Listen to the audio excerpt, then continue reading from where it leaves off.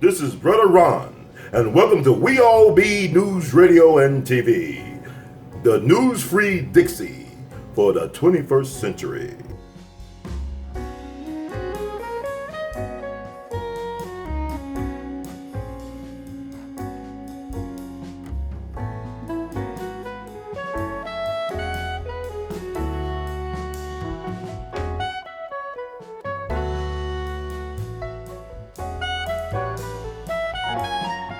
We all be on the hill on the one and only Dr. Randy Short with the word of what you need to hear right now in these times that we are living in. And he is the man that can articulate not only the plan, but also what you are seeing and not seeing in the news cycle. How you doing today, sir? Oh, well, I'm very blessed, Brother Ron Hurd, and your audience is blessed too. And today I'm going to bring it. I'm very, very pleased to be with you and to share and to talk to you and all the things going on in the country and the world. I've been blessed to have a visit in the house, a brother from Mozambique whose father is one of the people that started the revolution 54 years ago against the Portuguese. And this is the first time he's visiting. I just looked at him and realized he looked like my favorite cousin. So, it's amazing how connected we are. So I'm here, and man, we got to talk about my classmate. She went to school with me. His brother, his name is Dr. Simeon João from Mozambique, and he and I went to Howard with Omarosa. Yes, we did. Oh, wow. And I've known Omarosa, not so much a friend, but she is a classmate. I've known Omarosa for 21 years. And Omarosa is, she's basically shaking up the whole world. Nothing new. When I first heard the name of Omarosa, it came with a warning because I had never heard a name like that before. I was elected. Actually, I wasn't elected. Through a special election that was stolen to keep me from winning. And it turned out the person that was given the position didn't want it. So I ended up inheriting the position of being treasurer for the Graduate Student Council, which is a council that represents about 2,500 to 3,000 graduate students at Howard University. I was a treasurer for 1 year. And that's one thing I was told once they had showed me all the basic things, what my duties were, and introduced me to the people that work with the money and student government and the university. I was told, beware of Omarosa. And my question was, what's Omarosa? I thought it was like a computer virus or something like that. And I said, what's Omarosa? And they said, it's not what, it's who. And I said, well, what about Omarosa? And they said, oh, she's poison. She'll set you up. She'll destroy you. Don't make any agreements with her. Never meet with her one-on-one. Just do everything you can to avoid her. She's poison. She's dangerous. She's cutthroat. I know for myself, don't explore. Don't be curious. Don't take any chances. That's the one way that you can succeed as treasurer. Be careful of Omarosa. Wow. The person that told me this is a gentleman who is a Haitian by the name of Jean-Marie. So if anybody wants to go back and check whether I'm telling them the truth, I'm telling them the truth that Jean-Marie, and there's another guy named Baruti, Jahi Baruti, I think is his name, who was the vice president of the Graduate Student Council. And you can look in Howard University Student Archives, and you'll see that I was a treasurer. And Omarosa Manigault was a graduate student in the political science department. And obviously, she learned a whole lot of politicking in Howard because she's driving these folks out of their mind. And I'm not surprised. Now, I'll just say to you that I saw Omarosa for the first time She came to my attention after hearing about her name. I was in a graduate student council meeting where I was being introduced as a treasurer, and this attractive-looking woman was staring at me intently, whatever that was about, since I'm one of those nerdy-type brothers that gets overlooked by the ladies. I was trying to think, what's she looking at me like that for? And so I had no idea who it was. But when the meeting was over, they introduced themselves. This is, hi. Okay. I'm Omarosa and political science. And you're the new treasurer, I heard. I says, yes. She says, well, I want to know when I can get some more money for conference funding. I says, more money? I says, let me check my book here. So, Omarosa, man, I go, you've already received your funding for the semester. Well, I'd like to get more. And I says, Omarosa, there's a limited amount of money that one student can get per semester. And for me to give you anything else would create an ethical problem for me.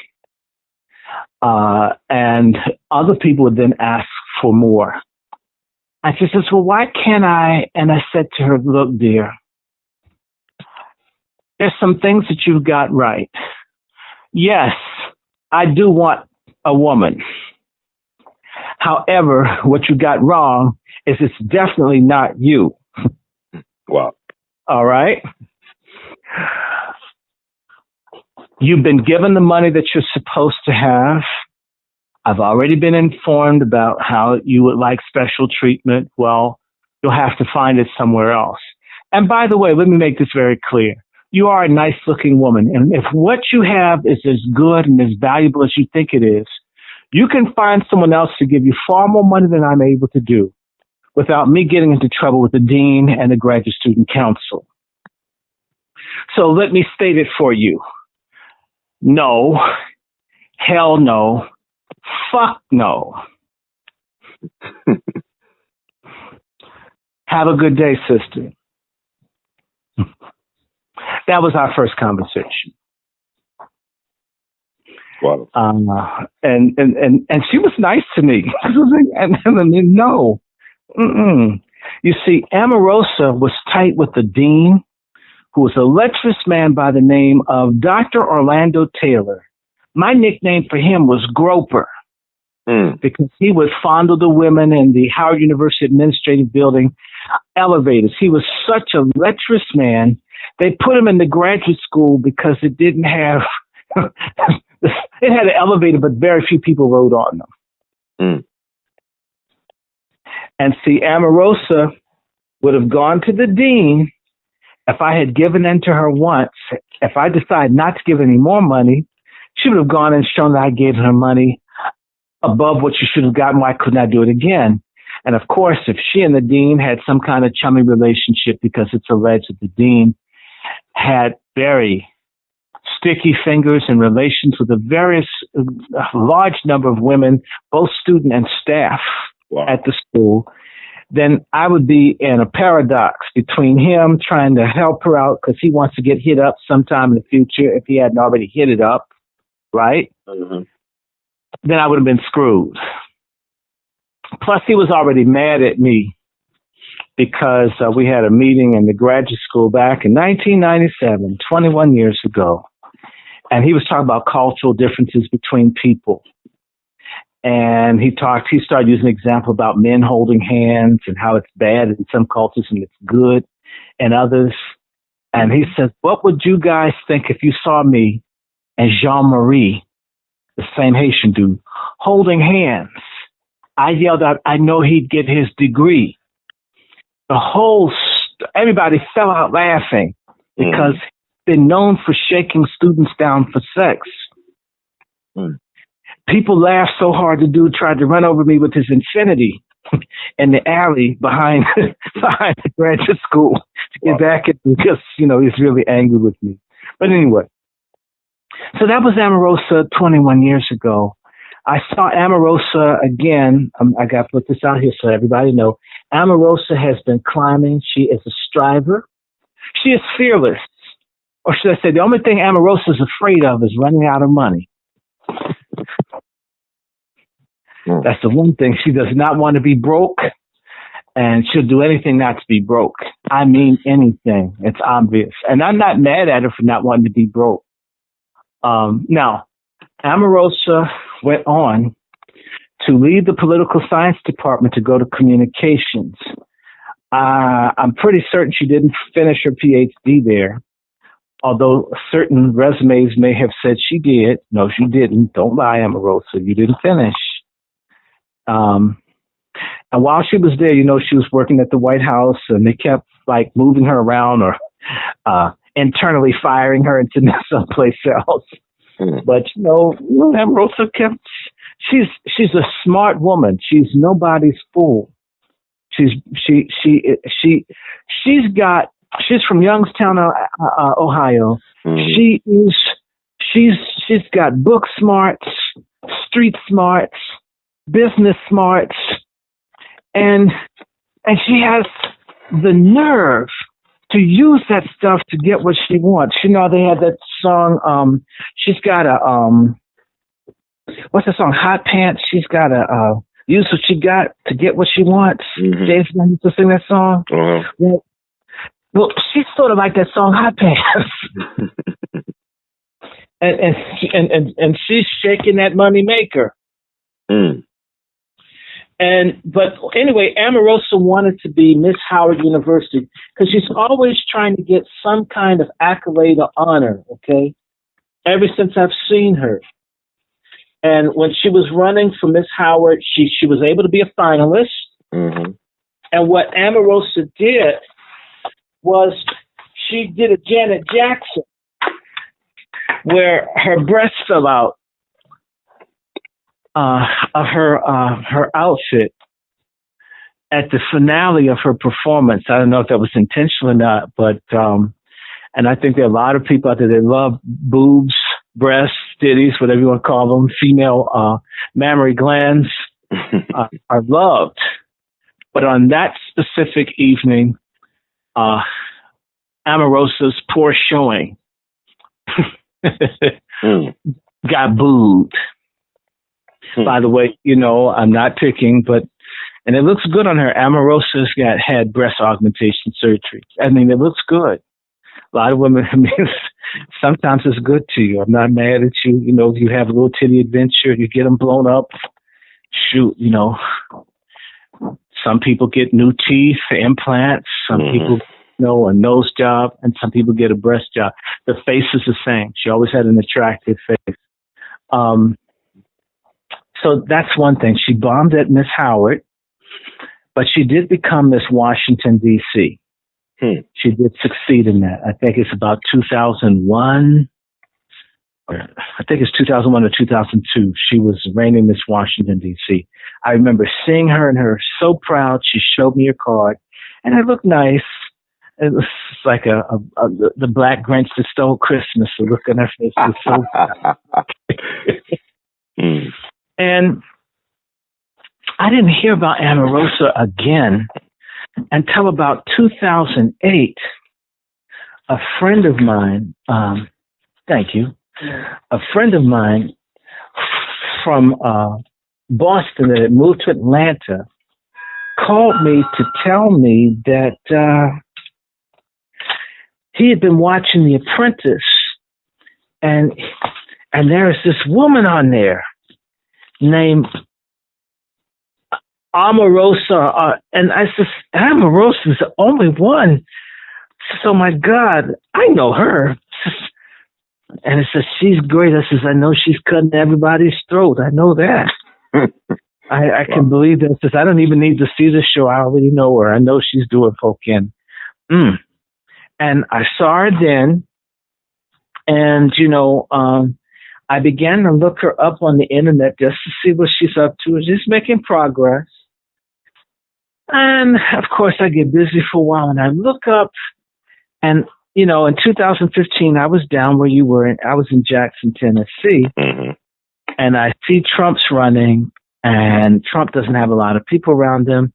And I heard buzz that Omarosa's going to go and work for Trump, and she does.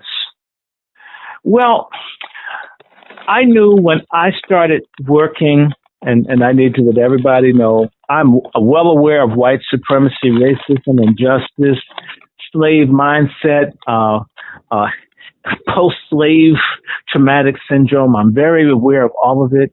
However, I was very clear about what I didn't like about Libya, Haiti, Flint, a range of other things where Hillary Clinton could have done better. I decided to support Trump because I didn't like a lot of stuff I saw. And I met with a very close friend of Donald Trump, and I told him, y'all need to have more than Omarosa around Trump in terms of black people. Mm-hmm. Okay, you're going to need some black folks who are different from her. You just do. And I told the gentleman that Omarosa, if she ever got mad at Trump and she was in the White House, she'd turn on him like a shark on crack. So y'all need to think about making her the point person for all black people. It's not fair. It's not fair to her. It's not fair to black voters. It's not fair across the board. There needs to be a diversity of black people that are working with the Trump administration, or you're going to centralize so much in one person. If they ever should get angry, they're going to turn. Right. Well, I forgot that I gave this advice to Dr. Corsi at the Harvard Club in June of 2016. Mm. He reminded me that I had warned him then. Mm-hmm. By the way, I told him, Omarosa's smart. Omarosa's no dummy. Don't disrespect her. Mm. She will fight anyone if she feels dishonored. So you need to think about this, because, white folk have a way of dismissing, and not treating people right. Anyway, Trump wins. And sure as I expected, they put Omarosa on the transition team and all this other stuff. And you know what? One of the things I noticed early on, a lot of people who were black conservative types or black independents that were willing to at least deal with the Republican, nobody was getting anything. We're talking about inauguration tickets and all this stuff. Right. It was strange. If you're the liaison, you're supposed to bring people together.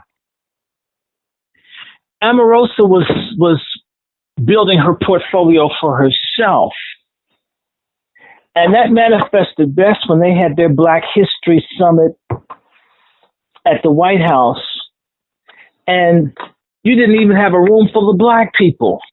And former Chocolate City, D.C., you couldn't get 20, 30 blacks in the room for the president.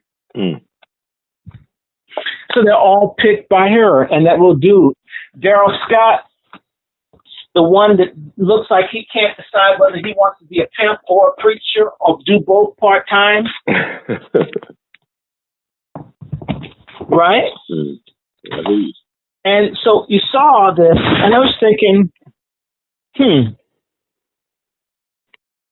this isn't good.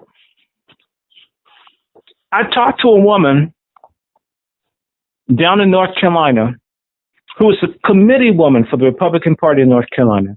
Mm-hmm. When you're the committee woman, effectively it means you're like the female president of the Republican Party for the state. Okay. This woman busted her behind to get the Trump administration to look at HBCUs. You remember that meeting with all the Yeah. HBCUs? Yes, sir. North Carolina has about 7 HBCUs. Okay. She worked to get that thing going, and she didn't even get invited to come to the meeting. You know, how does that happen? How does a person that puts all this work and energy into the election, as well as bringing something that's a deliverable thing that the Black community cares about, and they don't get invited? They don't get a letter of thanks? And you talk to a lot of people, no matter who they were, Black, trying to give something, because look, all the coons out there that repeat that garbage, that you shouldn't rely on the government for anything, explain to me why the rich rely on the government to give them tax breaks and tax cuts and contracts and subsidies. And then they get mad if you or I get some biscuits or some powdered milk. What the hell is that? That's it. You feeling me? Definitely. Great So point. I was talking to certain conservative folks, and people, a name began to come up. We can't get through to Omarosa. She doesn't return calls. And you can't, I literally tweeted and emailed Omarosa repeatedly. I never got a reply. I'm not saying I'm that important, but I can assure you today and 2 days before, somebody that's a little busy, Minister Akbar, Nation of Islam, gave me a call. He called me back when I called him. And I know other people important that call me back when I call them. When I work with Colin Powell, he called me back when I called him. And he'd probably email me back if I emailed Colin Powell. Excuse me, when he was Secretary of State, he would call me back. Powell would get back in touch with me. What do you mean this broad can't? There was nobody I knew that was trying to get through different things that would help Trump with the Black community, get stuff for the Black community so we could get our foot in the door. They were turned away. Silently, just no response at all. Now, mind you, you're beefing about being the only Black person in the White House, but there were Black folks that could have gotten in the White House. You see, Omarosa's not a Republican. Omarosa's a Democrat.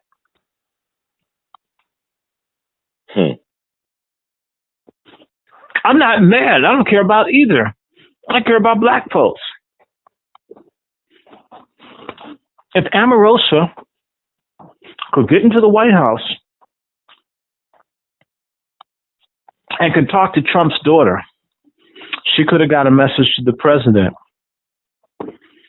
There are a couple of Black folks I want working in the White House with me. John Kelly was not the chief of staff the whole time. And she got along with Reince Priebus, the first chief of staff. Had she picked a couple of people, maybe it would have been a little different. Now, I'm not saying that those folks aren't redneck, racist. Bannon is a monster. Sessions is a monster. DeVos is a monster. And by the way, Omarosa had to have known that stuff before she got in the White House. That's even more reason that you should have fought to get yourself a few Black colleagues around you. Not that they would have power, but you'd have some solidarity in the numbers.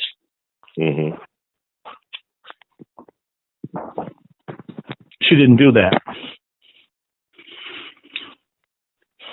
I'm going to go somewhere else with this on Omarosa.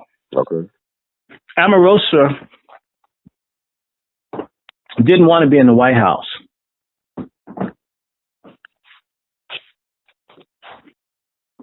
Omarosa wanted to be U.S. ambassador to Haiti.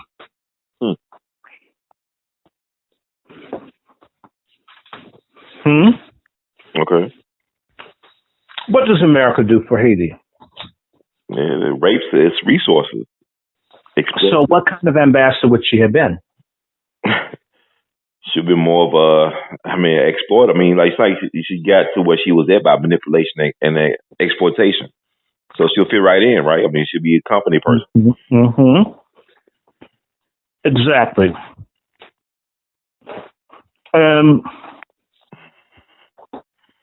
Hear what I'm about to tell you.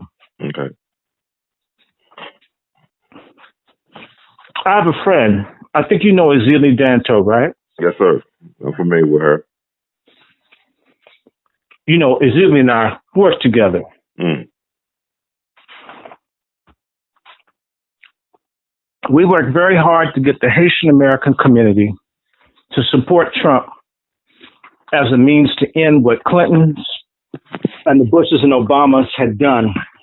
We're talking about the rape of women and children, the deliberate contamination of the water with infected doo-doo that killed 30,000 and made 500,000 people sick. Mm. We're talking about Oxfam, Red Cross, United Nations staff, as well as United Nations soldiers, raping women and children, making videos of folks slapping babies in the face for penises. Hotels built for pedophiles, human sex trafficking of women and children. The Haitian government has given 1/3 of its land to unconstitutional treaties to private companies. The Digicel Corporation runs everything in Haiti, and they're friends of the Clintons. This is the kind of stuff we were against. Mm-hmm. The gold mining concession being given to Hillary Clinton's brother doesn't know anything about gold other than he wants to steal some. Mm. And so this is one of the reasons why someone like me, who's very proud to be black, went with Trump to fight Clinton over the stuff that they were doing in Haiti and in Libya. We can get into that another conversation. Mm-hmm. Anyway, when Trump got in, we began trying to get a discussion on Haiti. And just we completely ignored, shut out. There's no one. You know, I went to sleep one day, and when I was sleeping, I had a vision. I woke up from the dream and called Azili. Says, Azili, you won't believe what that blank Omarosa did. She says, well, what did she do? I said, she had a meeting with 2 white men who are affiliated with the Clintons, and they're planning a trip to Haiti to certify the government of this bisexual, drug trafficking, money laundering Moise Juvenal to make him president of Haiti when the Haitian people don't want it. And she says, where'd you get that from? I says, I just dreamt it. And she says, I can't go with that. I can't just tell someone dreamt about it. I says, I almost can make out the man's name, but I'm telling you, sister, you call your Haitian network. There's a special chartered flight. They're going to Haiti to certify the election for this bastard. I'm just telling you, I just saw it. I saw the conversation. I just can't remember it all, but that's what they're going to do. Mm-hmm. I says, just hang up and call some people. You'll find out when they tell you what I told you, I'll be able to say, I told you so. So she started calling people, and she called me back and found out, yep, there's a flight going to Haiti. I said, I told you. She says, well, I can't go with that. I says, well, you can go with it now that someone else told you. She says, well, what do we do? I says, well, I says, you know what, I'm going to call some people that know the president. So I called Roger Stone. Mm-hmm. Normally his voicemail's full. Okay. I says, Roger, we just busted our asses for you. And this blank, Omarosa, is going to certify these drug dealing bisexuals to be head of state in Haiti after we've done all this for y'all? And he said, look, I'm with you. Omarosa's been pissing off certain white folks as well. And so that's when InfoWars started dogging Omarosa over Haiti. Mind you, she said she didn't like the racism. What's more racist than them trafficking our women and babies? Do you know there's a new phenomenon in Haiti where white men like sex with underage girls who have purple labia majoris? Say it again, Dr. Short. Say it again so I want people to understand. Well, say it again. There's a new freaky, kinky pedophile thing sweeping white pedophiles across Europe, North and South America. Mm-hmm. They like having sex with underage girls who have purple labia majoris, and most people don't know Latin, so I'm going to get crude. Okay. If you have a purple pussy, if your vagina lips are purple, they want you if you're not of age of consent. Wow. And they're going down stealing girls who have purple vagina lips to do God knows what with. Izili Danto just blocked somebody's yacht and had it interdicted and had the children offloaded on Sunday this week. Wow. These are the things that Clintons and the others and Obama and them let happen down there. So if you ever see me backing Trump, think about Haiti, Libya, Honduras, the folk being murdered in Nicaragua, the folk being killed in Somalia, my ethnic brothers and sisters, the House of Fulani's getting killed in the Central African Republic and in Mali as a result of Obama's PPD 23, Presidential Policy Directive 23, that militarizes the Sahel where my folks are from. If you see me with Trump, it's not that I think they're going to do everything, but I was trying to push back. Okay? It's not a sellout. But Dr. Not Short, a cool out. what you say to people that say, well, Donald Trump talking about grabbing them by the pussy? I mean, Oh, yeah. He's groper in chief. So what you say to that? Well, they haven't at least publicly released any information that he's pulling it on someone under the age of 17 or 18. Okay. So we're talking about people doing this to 4-year-olds, 5-year-olds, 6-year-olds. Mm-hmm. Kidnapped, stolen, maybe snuff films made, and then the organs harvested, this kind of stuff that's possibly done. Who would know? Do you realize if Dick Gregory were alive today with Omarosa, what Dick Gregory would be doing with that? Yeah. I can only imagine. I mean, it'd be like, wow. It would be a bit much. So I don't think they can handle black people with voices that must be heard out there talking, because it's too much. I mean, they can't handle Omarosa. She doesn't own a news network. She doesn't have billions of dollars. Mm-hmm. She's going up against the most powerful man in the world with a little other than her gumption, whatever faith she has in God, and her wanting to get her get paid. She's standing though. White folks are not used to resistance. We don't resist the white system. I'm not talking about mean to some ordinary white person walking the street.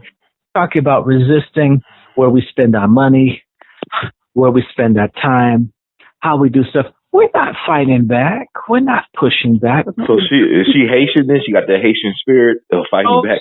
That's Nigerian. Her father Nigerian. This is not Haitian. Haiti makes some money. Okay. Now, well, actually, why wasn't Omarosa Ron Brown? Say that again? Why wasn't she treated like Ron Brown was when he wanted to expose some things? Like, why didn't they get rid of her? I mean, the powers that be or whatever. Well, first and foremost, Ron Brown, who's a lot like Omarosa in this sense, Ron Brown was a part of the establishment. And the thing is that Ron Brown crossed Hillary Clinton. Omarosa's doing this to Donald Trump, someone that she may have been his little sugar mama to. May have. Shoot, it pays. I mean, get that money, right? I'm not going to hate on her. I mean, she could handle it as small as he's supposed to be. So, okay. So, in my view, Ron Brown, first and foremost, is a second generation military intelligence brat. And his folks spied on Malcolm X and others in the Hotel Teresa. And so to me, that's like the chickens coming home to roost. That we didn't mind you as a snitch. We didn't mind you destroying the power of black people in the Democratic Party and stabbing Jesse Jackson in the back. And then maybe a little bit of Martin Luther King payback to Jesse. You know about the little turtleneck shirts and all. That's another conversation. Yes, y'all get y'all little pepper book, Orders to Kill. You know Jesse has something to do with Martin Luther King getting taken off this earth and little effeminate Reverend Silly Billy Kyles. Mm-hmm. And look at all the tragedy that hit Billy Kyle's family. This, you should have never had anything to do with killing Dr. King, Kyle's family. Y'all are going to go down in infamy because black folks are going to wake up like they are waking up in South Africa. And they're going to be mad at everybody. They're going to be mad at the, what's that guy's name?